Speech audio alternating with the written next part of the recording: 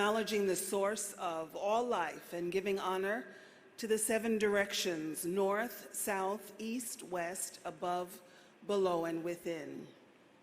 And to the circle of life of African ancestred people, those who have gone on before, those living and those yet to be born. Because they were, we are. Because we are, they will be. I'm Isis Arabe, Artistic Director of the March on Washington Film Festival. Welcome to all of our guests here in person and to our festival audience hailing from at least 38 states and counting, as well as Spain, Turkey, Germany, Costa Rica, France, Switzerland, Ireland, Brazil, United Kingdom, and Canada. Welcome everyone to the Vivian Malone Courage Award.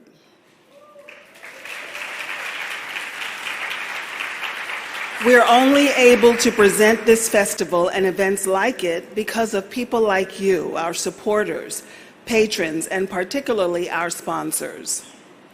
Worthy of special mention this evening are the Andrew W. Mellon Foundation, Grain Management, the Ford Foundation, Tiffany Sanchez and Reginald Brown, and the Albertsons Companies. To all of our sponsors, thank you for resonating with our mission and for your support, which sustains us all year long. Our timeline for this evening is this. You will hear from someone with intimate knowledge of Vivian Malone who will present the award to our honoree. Our honoree will share a few words and then will be interviewed by one of our favorite festival journalists, Michelle Norris Johnson. Michelle was the first African-American female host for National Public Radio and was co-host of NPR's All Things Considered for a decade.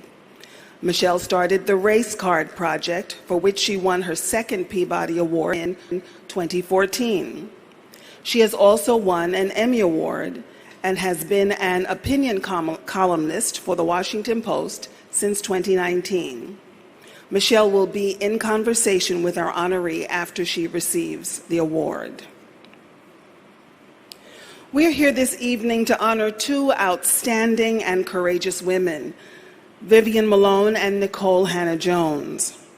Vivian Malone is now an ancestor, and her legacy is what inspires this award.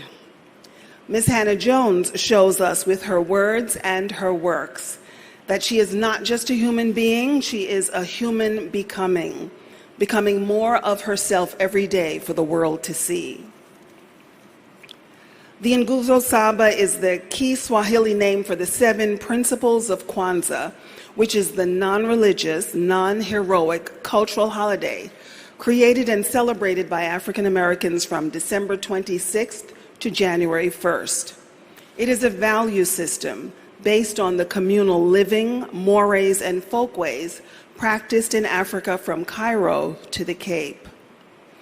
Of the 7 principles of Kwanzaa, my favorite is the second, Kujichagulia, which means self-determination. To define ourselves, name ourselves, create for ourselves, and speak for ourselves, and not to be defined, named, or spoken for by others. Each year at the lighting of the candles representing the 7 principles, we say these words. We say them because words have power. One of my teachers taught that justice is a double-edged sword. To drive home the importance of being careful with our words, as one would with a sword, he said that the traditional code of the desert, and for those who carried the sword daily back in the day, was if you drew the sword, blood had to be spilled, even if you just nicked your own finger. He also said that today the sword is the tongue. In her statement explaining her reasons for declining the belated tenure offer from the University of North Carolina, Ms. Hannah-Jones wielded her words with a precision of a swordsmith. Here are a few of the words that resounded to me. Quote, "At some point when you've proven yourself and fought your way into institutions that were not built for you, when you've proven you can compete and excel at the highest level, you have to decide that you are done forcing yourself in. She said, I have decided that instead of fighting to prove I belong at an institution that until 1955 prohibited Black Americans from attending, I am instead going to work in the legacy of a university not built by the enslaved, but for those who once were. I do not want to win at someone else's game. It is not my job to heal this university. For too long, powerful people have expected the people they have mistreated and marginalized to sacrifice themselves to make things whole. The burden of working for racial justice is laid on the very people bearing the brunt of the injustice, and not the powerful people who maintain it. I say to you, I refuse. In that refusal, Nikole Hannah-Jones said yes to self-determination. She said yes to defining, naming, creating, and speaking for herself. And in doing so, she encourages us to do the same. And now it is my pleasure to introduce a founding friend of the festival, a ride or die from day one, who generously shares her family's name and powerful story with us in this biennial award. She is an obstetrician, gynecologist, and public figure who first pursued a career as a systems engineer before turning to medicine. I didn't know that till I read that, girl. She graduated from Columbia University College of Physicians and Surgeons, completed her residency at George Washington University, and served in private practice at the renowned Foxhall OBGYN in Washington, D.C. for many years. Her life in medicine parallels her interest in social justice. In 2012, she presented the PBS documentary Slavery by Another Name, which charts the violent transition in 1865 from chattel slavery to forced prison labor. And every other year, she presents this award to our most worthy recipients. Please welcome the youngest of 8 siblings and Vivian's baby sister, Dr. Sharon Malone.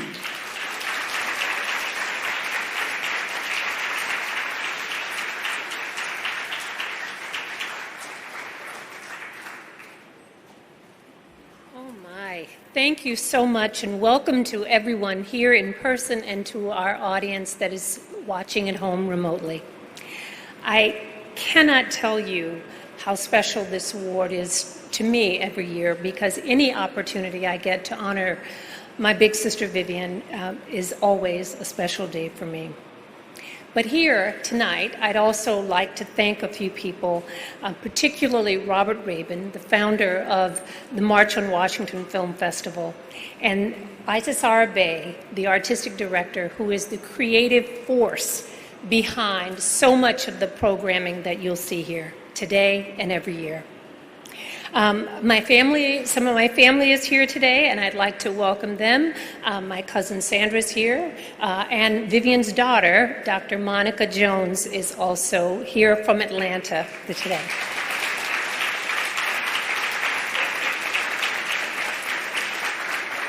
And I would also like to welcome, I think a couple of my friends are here in the audience, and that is Eugene and Avis Robinson. They are not only dear friends and supporters of the March on Washington Film Festival, Avis is also the amazing artist who has created the award that will be given to Nikole Hannah-Jones this evening. And my dear friend Michelle Norris, who's always answered in the clutch when we need the most impressive person to interview our awardees. Now, this October is a special month because this October marks the 16th anniversary of Vivian's passing. And there are so many things that I wish that she had had a chance to see. I wish that she had had a chance to see the election of the first Black president and the appointment of its first Black Attorney General. I can tell you that she would have been so happy. But I'm also certain that she would also be a little disheartened to know that so many of the battles that she and so many others fought, and presumably won during the civil rights era, would resurface with the full vigor almost 60 years later. I think she would be shocked to know that the issues of school resegregation, voting rights, and environmental and criminal justice issues are still at the forefront of this struggle. I am sure that she could never have envisioned back in 1963 that we'd have come so far and regressed so quickly. I imagine that on that day when she confronted George Wallace, the governor of Alabama, at that schoolhouse door, with the full force of the United States government behind her, George Wallace, a man who campaigned on the promise of segregation today, segregation tomorrow, and segregation forever. At least in 1963, we were very clear about where our politicians stood.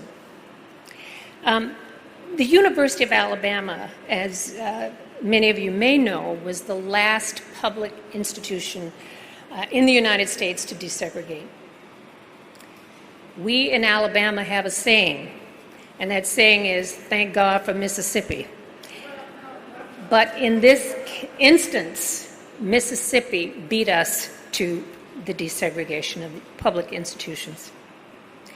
The spectacle of the governor of Alabama literally standing in the schoolhouse door to deny the admission of 2 black students was front page news around the world. And I can only imagine, calm exterior though she may have had, the angst that she must have been carrying with her that day. And not only that day, but every day forward. Because you see, 1963 was not just any ordinary year. 1963 was one of those watershed moments in the civil rights movement.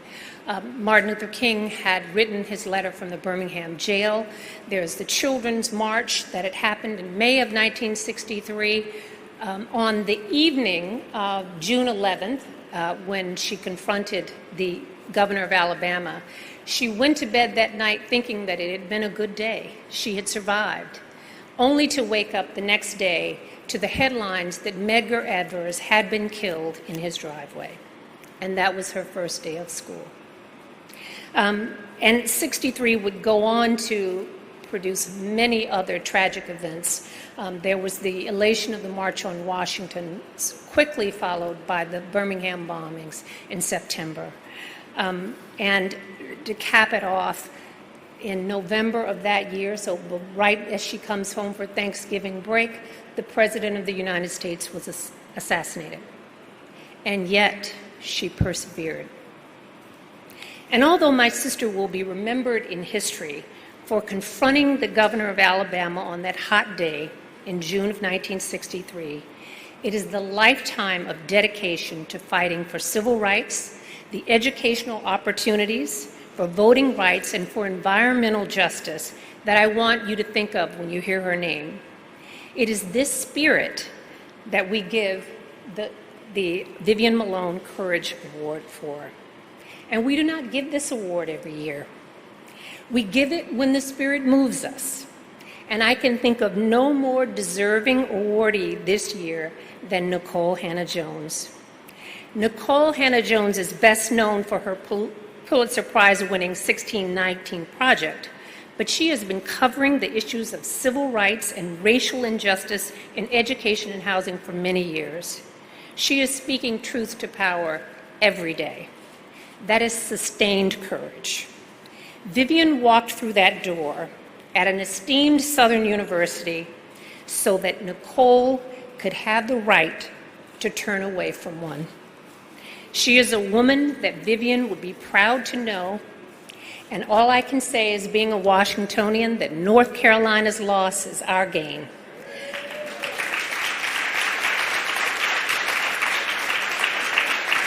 So, ladies and gentlemen, I present to you the 2021 Vivian Malone Courage Award recipient, Nikole Hannah-Jones.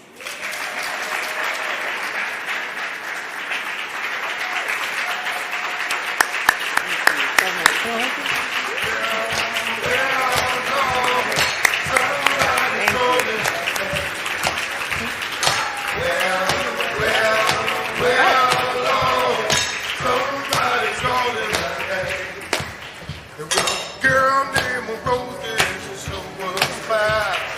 Killed her husband, take her mind. Threw me away, we got to go. Her and me together once more. Well,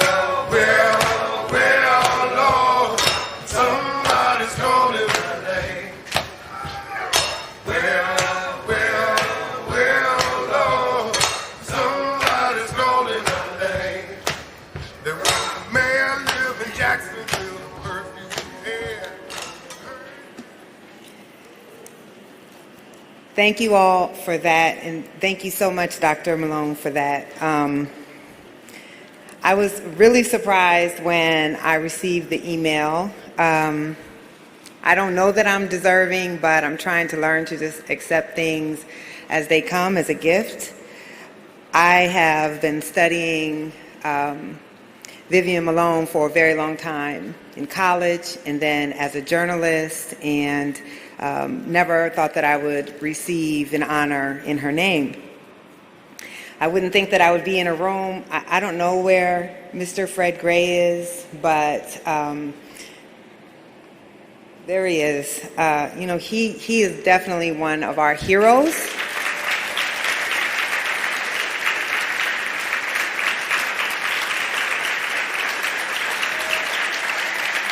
Truly.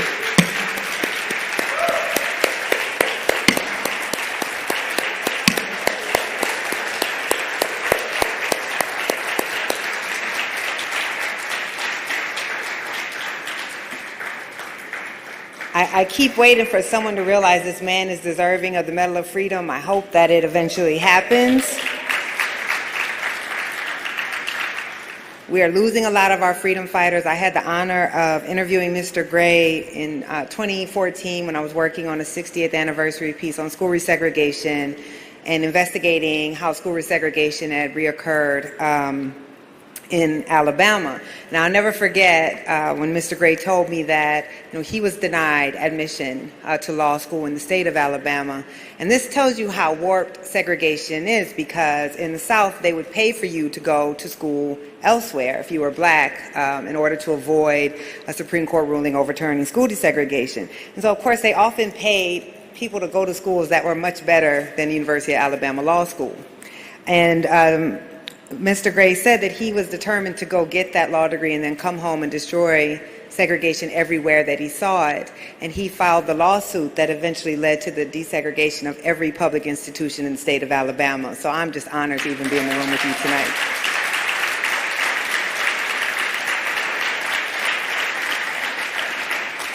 I saw Judge Clement on the screen of that excellent documentary. I've also gotten to interview Judge Clement, and truly the greatest honor, the validation of my life has been the time I've been able to sit in the room with people who actually believed in democracy and fought for democracy and who are the true heroes of the American story, people like Judge Clement and Mr.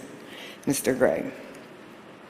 So I'm most honored to receive an award named after Vivian Malone. I feel like I've studied her face for so many years and always wondered how could her face remain so calm in the face of such violence, because as Dr. Malone said, Alabama in 1963 was a horribly violent, terroristic state.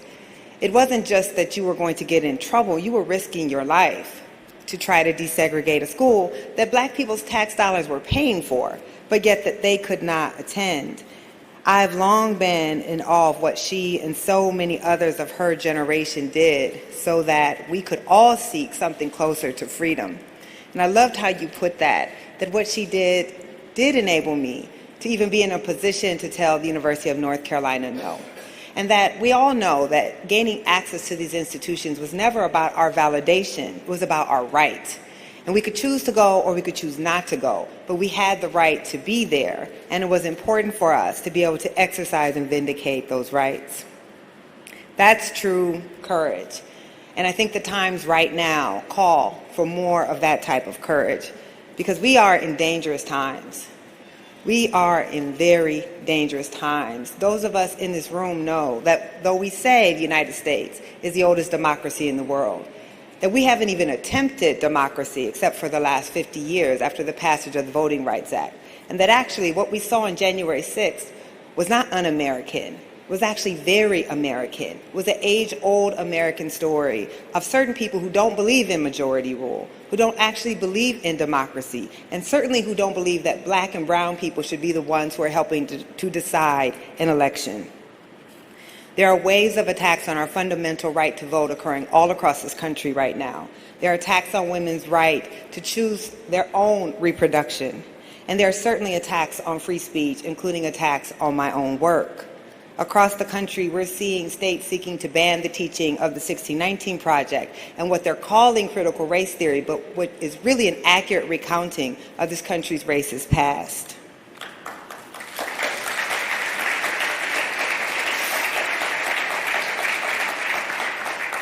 If we allow it, if we don't fight back, and let's be clear, there are no safe states. We might think we're not living in a state that's doing that. But if it's happening anywhere in America, it can happen anywhere in America. And there are lots of black and brown folks in those states who don't agree with those policies, but are going to be harmed by those policies. And when we learn about so many people like Vivian Malone and James Hood, these laws, these memory laws, which are really what these anti-critical race theory laws are, they are laws to control the way we understand our country, how we remember our past, which parts of our past we will learn about and which parts we don't. We wouldn't learn about what they did at the University of Alabama if it was up to a lot of people in this country. We wouldn't ever know the stories of these heroes because their heroic acts actually just reflect on the cowardice of so many people in this country who we have been told to look up to. There's a reason that they attack writers and journalists and the teaching of history, because it's writers who help us understand our country. It's writers who help create narrative, and narrative is what justifies policy. It can justify policy that helps our country, or it can justify policies that harm our country. And so it's not incidental that the same states that are seeking to ban the 1619 Project and it's not critical race theory, it's what they're calling critical race theory, are also the same states passing these voter restriction laws. They're also the same states passing these laws against women's reproductive rights. They go hand in hand. I fear we don't understand the danger of the time that we're in. I tell people all the time, the end of Reconstruction didn't occur overnight. Jim Crow wasn't implemented from one day to the next. It was with one law in this community and another law in that community, and good people standing by because they didn't really understand the danger that they were in. It's hard to think about how do you fight on so many battlefronts, but historian Timothy Snyder said something that really struck me. He said, in these times where we are veering towards authoritarianism, towards minority rule, we all have to pick an institution and defend it. I think that's a charge that all of us can do. We don't and we can't fight on every battle, but we can choose some institution that is worthy of fighting for and saving, and we have to work hard to save it. I don't have the courage of Vivian Malone. I'm grateful that I don't have to have the courage of Vivian Malone. I live a very different life than she did. I don't have to fight those same battles. But I have the conviction that she had. And I hope to have the type of strength that she has to endure so that we can create the world that we all deserve to live in. It has not been an easy 2 years. Lord knows I never thought when I pitched the 1619 Project that I would become, the punching bag of the Republican Party. I never expected that, Donald Trump would mention my name or my work. I didn't expect that people would threaten me or my family. But it's all been worth it because I believe that this work matters, that our stories matter, that the truth has to be told about our country if we are ever to live up to those majestic ideals of our founding. And much more importantly, I know of whom and to whom I belong and who I do this for. And so nothing can break me when I know those things, when I know that the ancestors are looking out for me.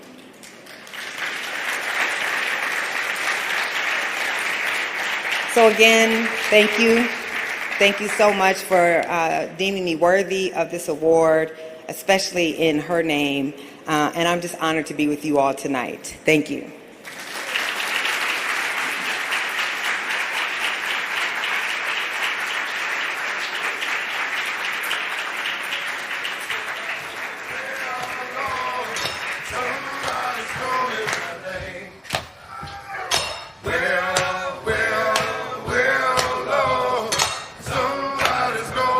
Congratulations. Thank you. And welcome home. Thank you. We'd like to claim you now in Washington, D.C. As Sharon said, their loss is our gain. Thank you. We hope to see a lot of you here in Washington, D.C. And congratulations on this award. I can think of no one who is more deserving of this in the year that you've had, in the way that you use your voice, in the way that you use your platform. All of your platforms. If any of you are on social media, you know that Nicole is. You wake up with the device in your hand. I'm trying to do better. But you use that platform to elevate and educate us, and so thank you for that. Thank you. Courage is, you say you don't have the courage of Vivian Malone. All evidence to the contrary. I think we think you do. I want to know where that courage comes from. Have you always had that fire inside of you, or is there someone you want to name and claim tonight who helped stoke that fire for you? Yeah, thank you for that question. Always an honor to be in conversation with you. I've looked up to you my entire career as a journalist, and you really set the standards. So I'm just honored to be in conversation with you. So part of me is, I'm an Aries, so I feel like part of this fire was just born. It was innate, for good or for ill. But I think, I grew up in a segregated community. In Iowa, right? In Iowa, in a small town, in a flyover state, where there aren't many black people, but there were still enough black people to segregate us. And starting in the second grade, I was bused to predominantly white schools as part of a school desegregation plan. And it really was that experience of seeing the landscape of inequality through the school bus window. I rode the bus 2 hours every day, an hour to school, an hour back. And I came to quickly understand that the parents of the white kids whose schools I were being bused to didn't work harder than the families in my community. They didn't want something more than the families in my community, but they had a lot more. And so it just led me to question narratives from a really young age. And then I would come home and we would go down to the courthouse where my grandmother was a janitor. And I would watch the way people would go in and out of that courthouse and not even acknowledge her while she was wiping the front doors. She wasn't even worth them saying hello to or seeing her. And this was a woman who was born on a sharecropping plantation in Greenwood, Mississippi, who got on the train with her 2 young kids and was determined with a less than a 5th grade education that her children were never going to pick cotton. So I guess when I think about that fire that I have, I have to pay the debt to my grandmother, to all my ancestors who had equal amount of talent, equal amount of ambition, but never had the opportunity to live the life that I'm able to live. And that they sacrificed their own dreams so that I could be here. And that's the fire that I have. So the good thing about when you don't come from much of anything, I always say I come from the dirt, I can then return to the dirt. I don't want to, but it won't break me because everything that I have is a bonus in life. I wasn't supposed to get this far. I wasn't supposed to be here. Oh, yes, and when you have that moral understanding, then I think it's hard for people to understand what motivates you, and it's easy to have courage in that way. You said you weren't supposed to get this far. Oh, yes, you were. I always believe that history finds the right conservator. And it's found the right conservator in you, in the way you tell your stories. Before we go on, what was your grandmother's name? Arlena Tillman. Thank you. It's important to lift her up also. Knowing that you had this flame inside you, why did you decide to direct it through your words as a journalist, not as an activist, not as a lawyer? Why journalism? So I was an extremely nerdy child, and some of my earliest memories, both of my parents were avid readers, and my father always subscribed to 2 newspapers, and some of my earliest memories with my dad are reading the newspaper together. So I've always paid attention to the news. I always read a lot of history. I was just interested in narrative. So I got my first letter to the editor published when I was 11 years old. It was 1988. What were you angry about? This is how nerdy I was. Jesse Jackson was running for president, and he did not do well in the Iowa primary, and I thought it was because people were racist. So,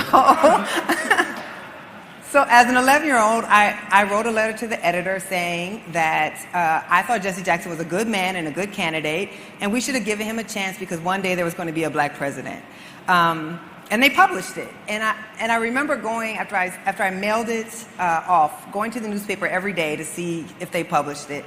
And when they did, I felt this power that I could see something in the world, and I could write something about it, and I could make other people see what I was seeing. And that's when I began to think about that maybe journalism might be something that I want to write about, because I knew from reading the newspaper that our depictions in that paper did not reflect the community that I knew. And I wanted to be someone who was starting to shape those narratives. What newspaper was this? The Waterloo Courier. And do you have that framed?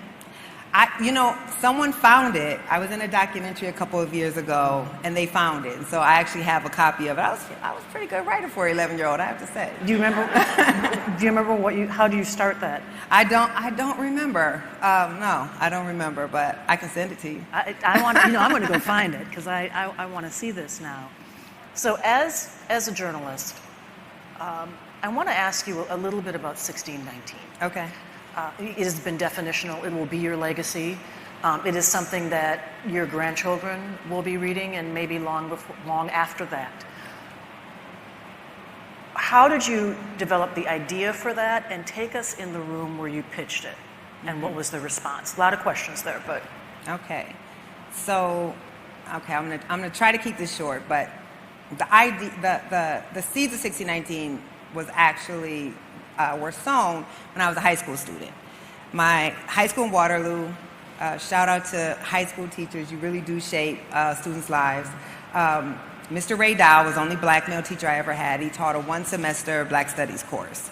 And in that 3-month course, I saw and learned more about black people than I'd ever been taught my entire life. And y'all have seen Malcolm X movie, I'm assuming, right?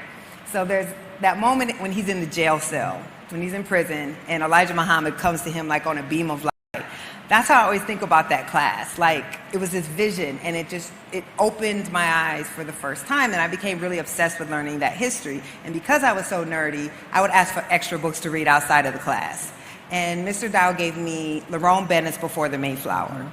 And I thought that Before the Mayflower was evoking an African past before we were brought here in slavery. But when I got to page 32 or so, he talked about 1619 and this ship in Virginia. And my mind was blown, because no one had ever taught us to date 1619. No one had ever taught us that we had been here that long. And I just began to think, like, that was on purpose. That every American child learned about 1620 in the Mayflower, and this other important ship had landed a year earlier, and it was completely erased. So I've been obsessed. My good friend Joy is here. She would tell you, I've been obsessed with 1619 ever since I was 15 years old. And so I've spent most of my career trying to excavate our history to help us understand why we have so much inequality today. And as the 400th anniversary of 1619 was approaching, I just kept thinking, this momentous date, this foundational American date, 400th anniversary was going to pass and most Americans still had never heard of the date 1619. Except I'm not like a nerdy high school kid anymore. I work at the New York Times. I work at the biggest megaphone in the world. So I wanted to pitch a project to force an acknowledgement of that date, to really force 1619 into the national lexicon, but also to force us to grapple with what does it mean that slavery is one of the oldest institutions in our country, and to really show that this thing that we've treated as an asterisk, as marginal to the American story, is as central to this country as anything can be. And so I pitched the project. And I have to say, Who'd when you I pitch it to, and I what was the pitched reaction? it, so I've been on book leave for a year. If anyone's worked on a book, then you know I didn't finish the book. I still haven't finished the book. And that year ended up being a year and a half, and I was returning to work. And the very first thing, my plan was to be very low key, just do some little things so I could actually finish my book. And then a weekend, I pitched 1619 Project, which was not low key at all. So we have a weekly ideas meeting at the magazine, and I went in and I was like, do you know that this year is the 400th anniversary of American slavery? And they didn't. They hadn't heard of that. And I was like, do you know that American capitalism was founded in slavery, and our democracy? And they were like, no. I was like, well, I want to do a project that takes over the entire issue of the magazine to excavating all of the modern and surprising links to slavery. And my editor, Jake, said, I think that sounds amazing and we should do it. I was shocked too. That's usually not the response you get. Right, everyone when you talk assumes, to an editor about a project yes, like this. that just it was so a you battle, know. right? But you also have to understand where I was. I had already fought a lot of battles to be in a position that I could go to my boss at the New York Times and say, I think we should do this takeover. I'd proven myself. I had won, our field is obsessed with awards. I had won nearly all of them. I had landed big projects. I had to get to a certain place to pitch that. And so my editors trusted me when I said, I think this could be a really big project. So that wasn't hard. But getting to the position to pitch a project like that and be taken seriously was hard. And then clearly the pressure, because if you are a black woman who pitches something extremely ambitious, you cannot mess it up. You have to deliver. Or not only do you close the door on your own chances of ever doing something that ambitious again, but you close the door on other people's chances coming behind you. So once they said yes, then it's that moment of, oh my God, now I have to deliver this and I cannot fail. When that published, I think many of us will remember when that first landed. Many of us went and got beyond digital copies, went and got physical copies, several physical copies. I still remember the line at the paper, Yeah. where people were lined up, give me a paper, I want this, I want this for posterity. Did you have any idea that you would face the kind of blowback that you faced? I didn't have any idea I would face that the project would be that successful, or that it would, become this controversial. The week before we published, I was almost paralyzed with fear that I would have commanded all of these resources from the Times. This was the single biggest project the Times ever did. It was an entire issue of the magazine, an entire special section, a podcast. And I would have commanded these resources and it would land in the world. I mean, it's about slavery. It's not a topic that we've really wanted to deal with. So I just thought it might land in the world and nobody would care. And then, as you know, we're competing with so much other news, and there's so many distractions, like would it just land in the world in the midst of 100 other things and no one would care? That was my biggest fear. I knew there was going to be pushback. I mean, you don't make the argument that we were founded as a slaveocracy, not a democracy, that our founding fathers didn't actually believe in their own ideals, and that black people are the true founding fathers of this country and the greatest democratizing force, and not expect that there's a pushback. And you certainly don't. All those scholars maybe didn't have it right. Right? You don't center those people who have been treated as the bottom, as insignificant, as people who just allowed people to do things to them but weren't agents in the American story. And you don't do that in the New York Times, which is the citadel of American power. And then you don't be a black woman looking like me and do it at the New York Times and not expect that there's going to be pushback. But I could not have predicted the level of the pushback, no. I didn't think it would become an issue in the campaigns. The 1619 Project was mentioned in both of Donald Trump's impeachment trials, which is actually insane because it had, I still don't understand why. I've been writing about racial inequality for 2 decades, about like racial inequality right now, and haven't received this type of pushback, and now my work is being barred in states across the country. So I don't think anyone could have predicted that, and I've spent a lot of time trying to figure out, I mean, I'm a good journalist, but I'm not that powerful. So I've been trying to figure out why, and I still don't know. What is the answer that you come to in that? Why did this strike the chord and create this depth of controversy and opprobrium and fear almost? Yeah. I think there's several factors. I think the response to this versus my school segregation or housing segregation work is different. This is actually getting at like the core of American identity. And we understand that history, and I don't mean history like this happened on this date at this time. I mean history as in the managed and manipulated collective understanding of who we are, that is about power. And the narratives of history that we understand are about power, and they are shaped by those who are in power to make us think about this country in a certain way. And that gets the core of our identity as an exceptional nation, as the freest nation in the history of the world, as capitalism, as the freest economic system in the history of the world. It's not incidental that the 2 most attacked essays in the project are mine on democracy and Matt Desmond's on capitalism. So I think all of that, because we weren't just saying schools are segregated, but getting at the foundational identity of our country, that elicits a lot of pushback. I mean, this is an iteration of the textbook wars, right, John Hope Franklin, one of the most esteemed historians this country ever produced, faced colossal pushback when he was trying to reset the American narrative. And then I think, of course, the protests of last year. I looked a lot at the polling data after those. These were the largest protests for civil rights, black civil rights in the history of the world. And some research says 1 out of 10 Americans participated. And the polling shows that even 45% of Republicans were starting to see that structural racism was a primary obstacle to black American equality. That's an astounding number. So I think the pushback was also in response to that. If you think about those protests, there was... I mean, people are trying to move the needle in the other direction. Yes. So we were very comfortable as a society saying that inequality was really about individuals.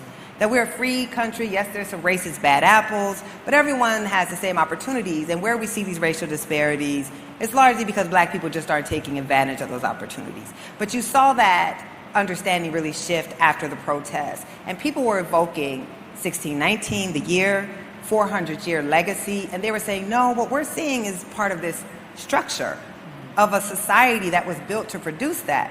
And then you saw those people take this understanding to the voting booth and deliver Biden the largest, presidential victory in the history of presidential elections. So it's not then, I think, difficult to draw that line between seeing Americans making that connection, even conservative Americans, large numbers of white Americans.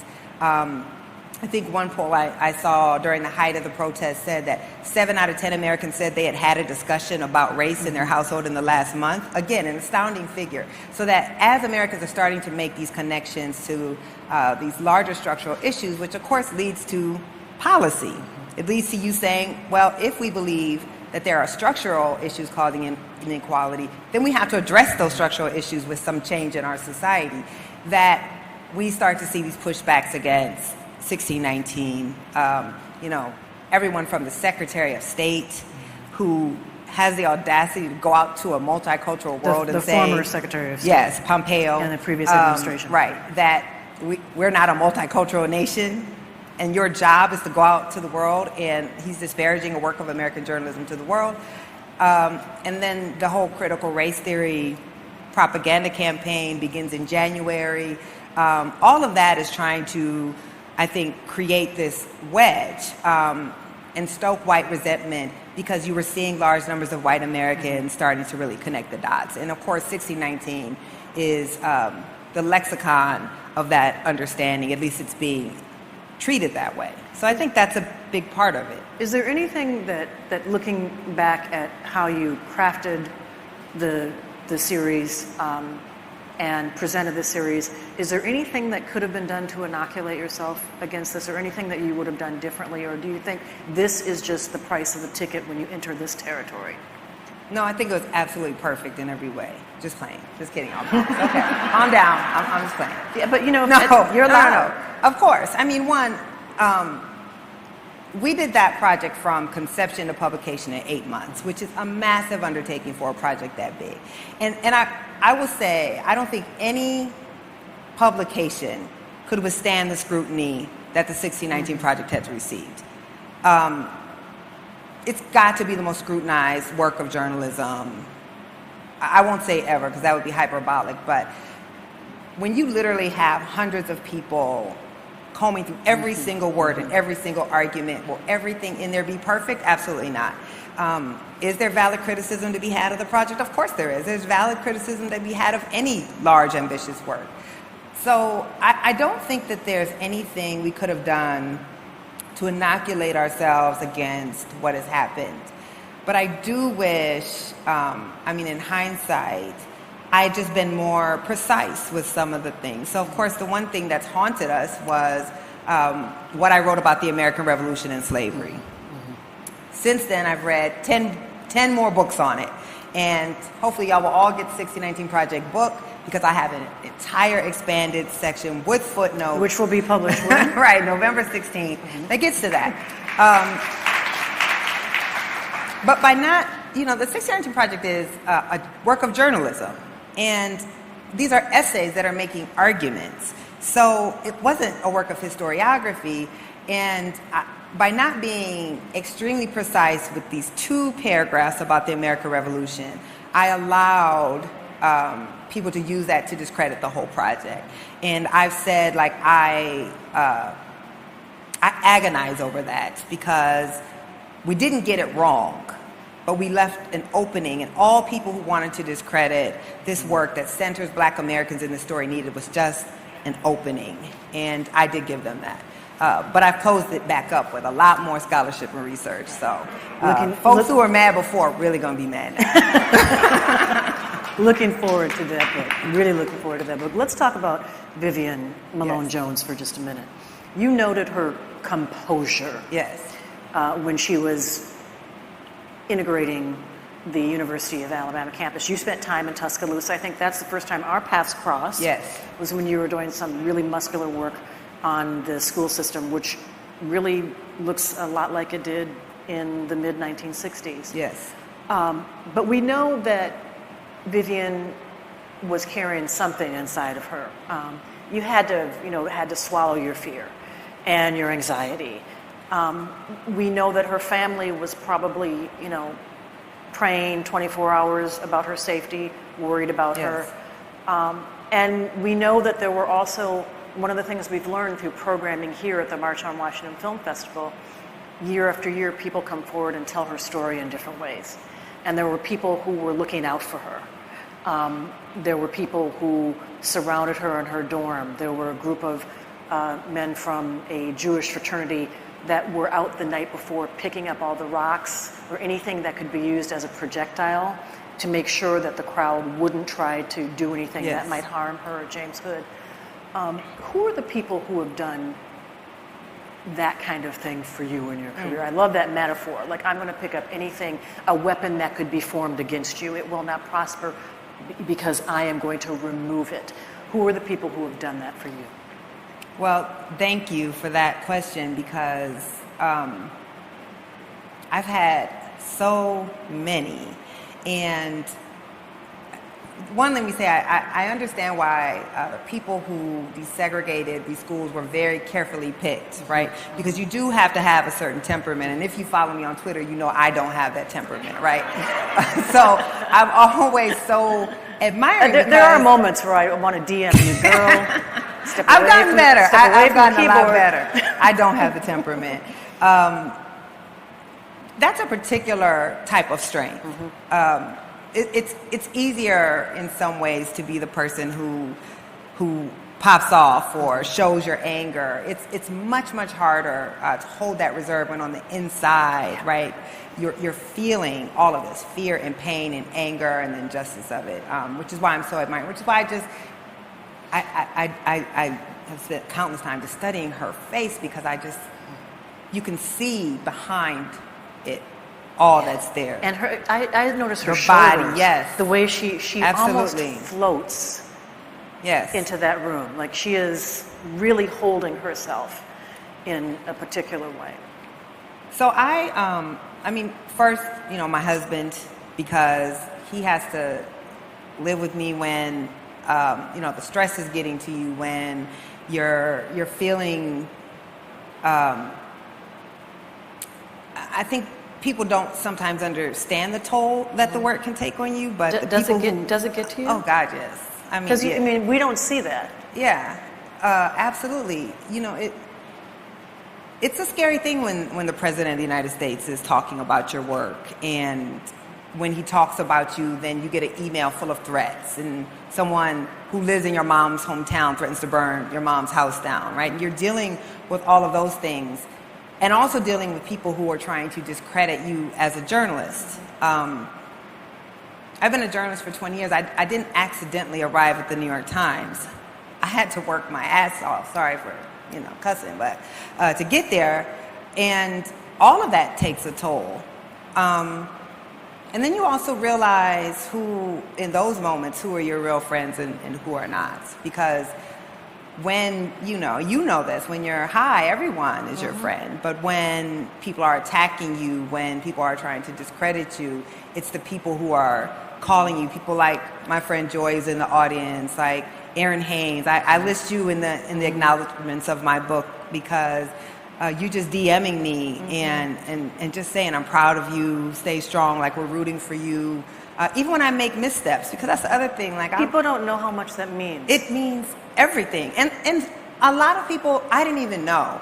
I have to say, like, black women in particular, during these last 2 years, so many black women that I've never met, I don't know, who would just send me and say, sis, we see you, and we know what they're trying to do, and we support you and we love you. And like just getting that word in one of your like really low moments, it just straightens your back. And that's why, I said in my remarks, I always remind myself, like, again, to whom I belong.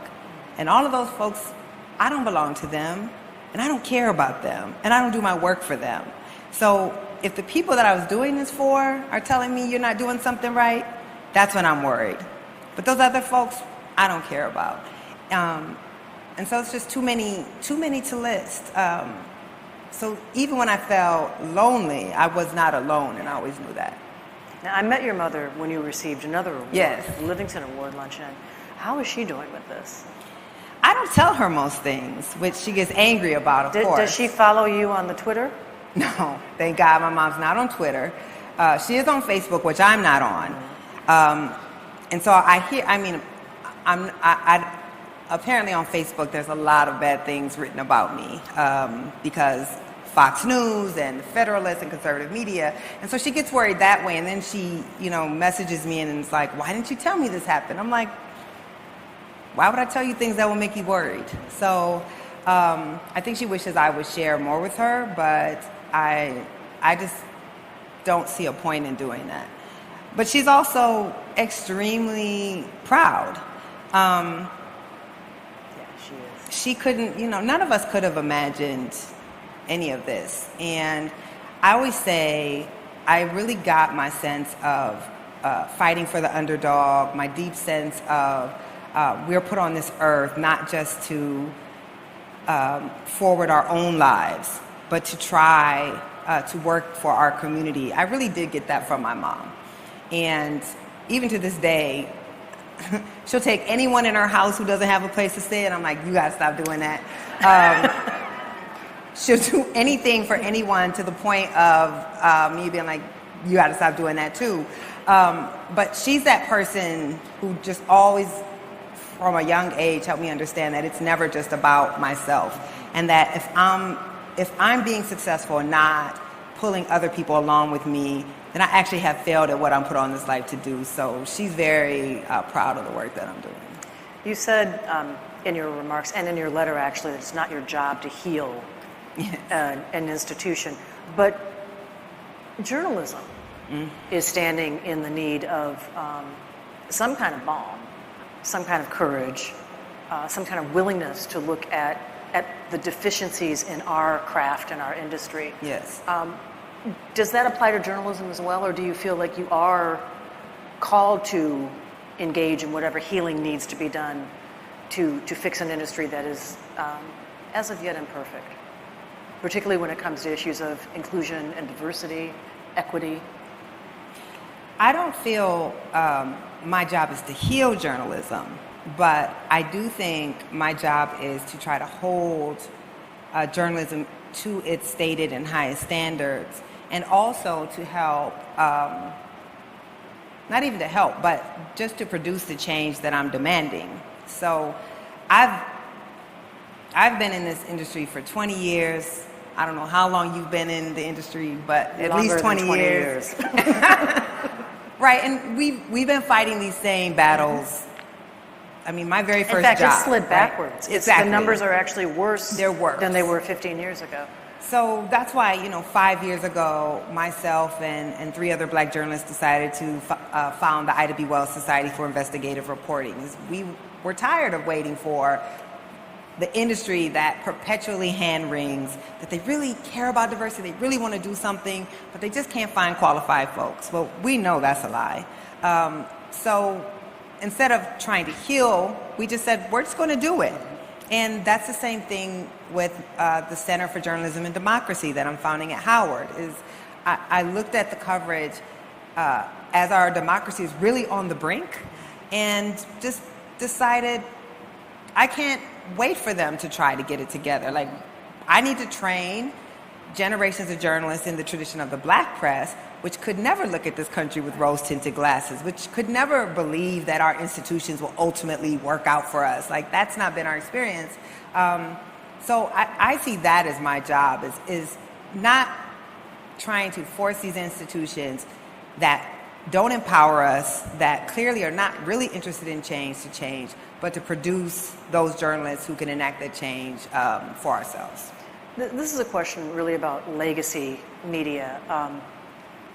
And looking back on the mid-'60s, when Vivian Malone was trying to step through that schoolhouse door, the black press covered it one way, but the legacy press, which was the white press, overwhelmingly white at that point, actually covered the civil rights movement in a much more muscular way than some of the coverage we see today. Oh, yeah.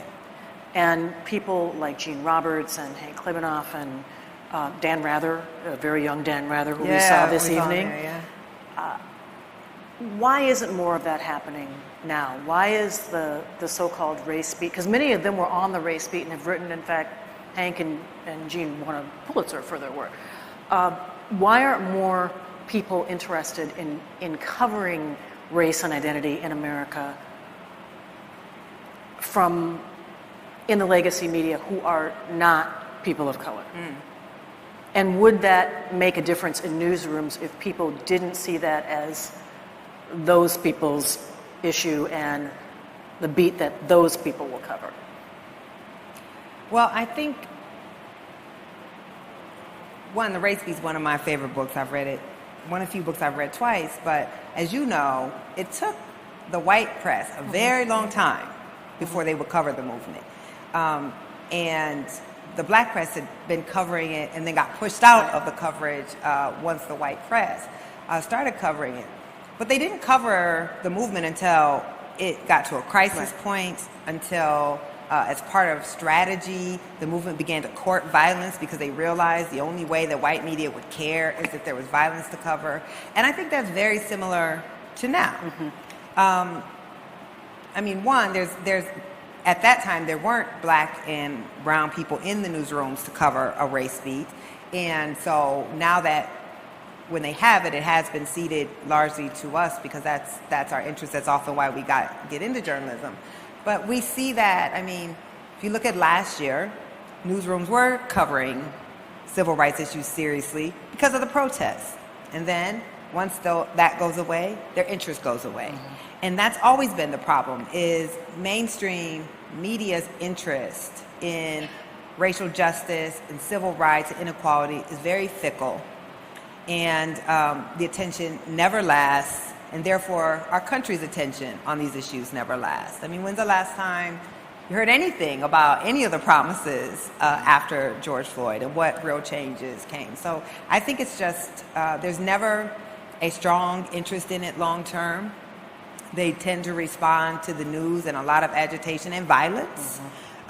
Just like we know when the protests are, I mean, I'm not going to treat burning down a building as violent, but when there's no property damage, they don't cover those protests now. So I don't know that it's that different. But I also think they really struggle to cover racial inequality when it's not something that is codified in the law. It was easy to say what George Wallace was doing was wrong. It's much harder to take the more nuanced look at racial inequality, which, by the way, often indicts the people who are supposed to be leading the coverage, because their kids are in segregated schools, just not by law. They're living in segregated neighborhoods, just not by law. So they're not really that interested in that type of coverage. And I really tried with my work. I was discouraged from covering race, like most black reporters. I was told it was going to pigeonhole me. I was told this is not something, that most readership wants to read, that if I wanted to be successful, I needed to do other types of reporting, which I did.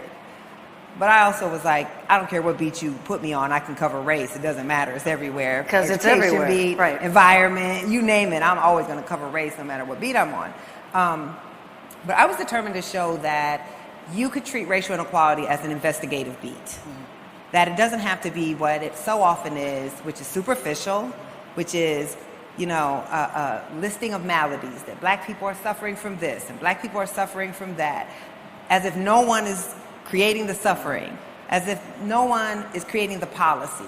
And I was determined to show that you can actually investigate that people are making these decisions, that inequality is constructed, and you can show that and hold people accountable, which is what brought me to Alabama, was the school board in Tuscaloosa intentionally resegregated the schools. And you could show that if you were curious enough to show that. It's just when it comes to racial inequality, we don't have the same skepticism and curiosity that we have on other beats, and we don't treat it as an area of expertise. You're not good at writing about race because you're black.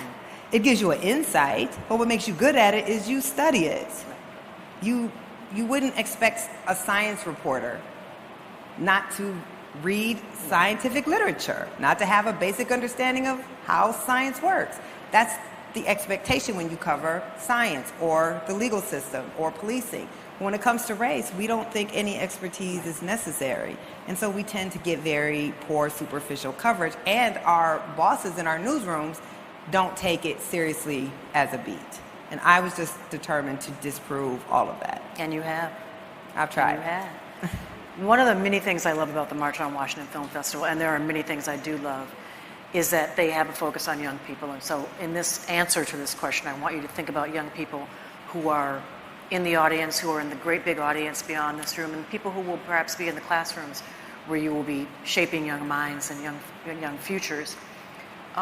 What do you say to someone who sometimes feels like they have to make themselves smaller, or that doesn't have the gumption or the patience or the fortitude to continually stand up to the headwinds that will blow in their direction a little bit harder than perhaps for someone else. Because you never do that. And if you do, we don't see that. We don't ever see you sing small. Well, there's a cost, but there's a cost either way. And I think I decided the cost for me, I would rather not arrive where I thought I was going to arrive, not be as prominent as I hoped to be, than to have attained success and lost myself. And that was a choice I had to make.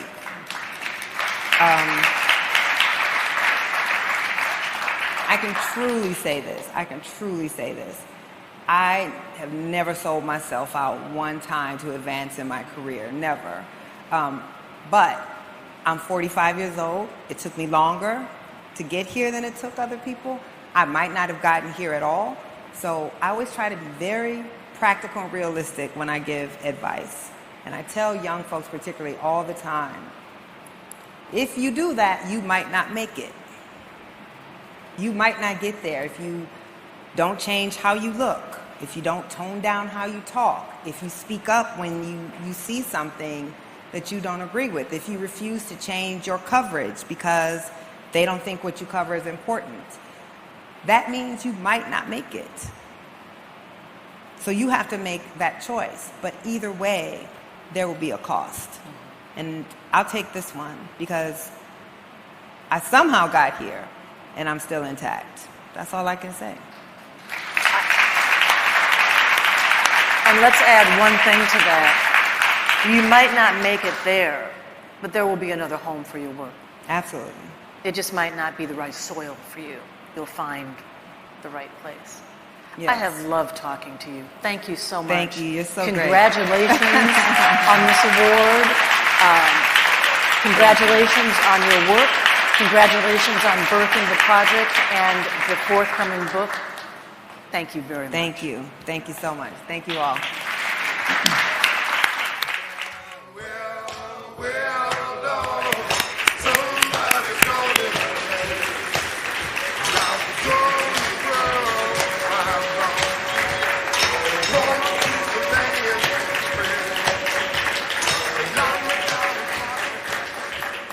We produce this festival because our history is purposefully and inaccurately mistaught by design, and those of us who can have come together to provide an open source platform to tell the truth. And Professor Hannah-Jones, you are the embodiment of that. You are that light that you described coming in. So God bless you for what you're doing, and you have a community of people around the world supporting you and lifting up those rocks to get out of your way. And Michelle Norris, that metaphor was amazing, and you are amazing, and thank you for doing what you do. Tomorrow night, we're going to have a fantastic program. Still tickets available, but it's also online virtually for anyone who wants to see it. We are having a program to draw attention to the life and the work of attorney Fred Gray, and we're so delighted that he's here tonight. We will have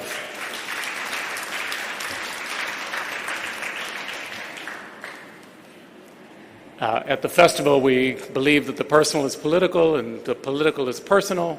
We'll have Taylor Branch to give us context.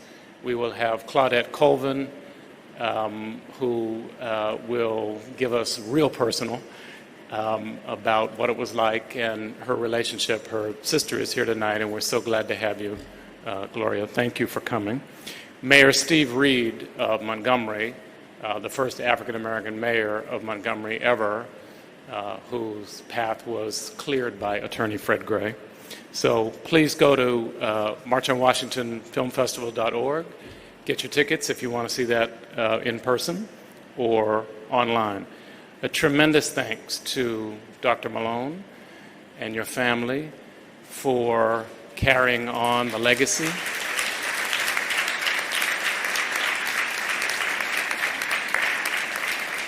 of the courageous Vivian Malone. Thank you all for being here tonight and for the work that you do.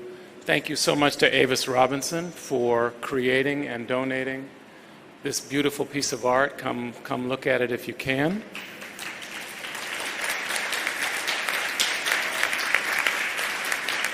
And a deep thanks to our board chair, Samara Fox, who's in the back, and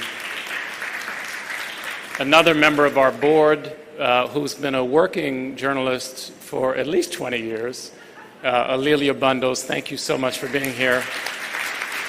Thank you to Isa Sarabay for producing tonight, and David Andrusia, our executive director. Good night, and march on.